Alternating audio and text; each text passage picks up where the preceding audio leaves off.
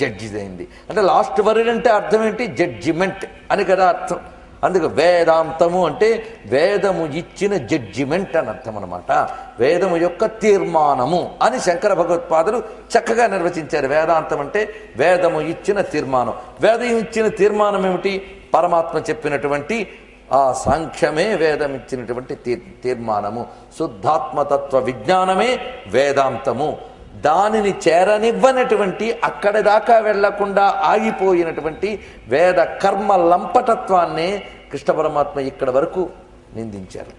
అటు తర్వాత ఎందుకయ్యా ఇలా అంటున్నావు అంటే, త్రైగుణ్య విషయా వేదాః నిస్త్రైగుణ్యో భవార్జున. ఇలాంటి సంస్కృతి ఎక్కడా ఉండదండి భారతీయ సంస్కృతి లాంటిది. నువ్వు దేనితో తరించేవో దాన్ని కూడా వదిలే. ఎప్పుడూ తరించాక పడవతో దాటాం, ఒడ్డుకి చేరాం, చాలా సంతోషం. కానీ ఇంతవరకు చేర్చింది కదా, నా పడవను వదలకుండా నదిలోనే తిరుగుతాను కూర్చోకు. ఒడ్డుకు చేరాక ఆ పడవను కూడా వదిలేయి.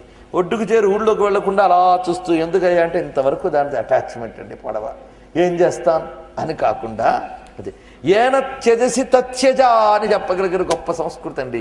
దేనితో దీనిని వదిలేవో దాని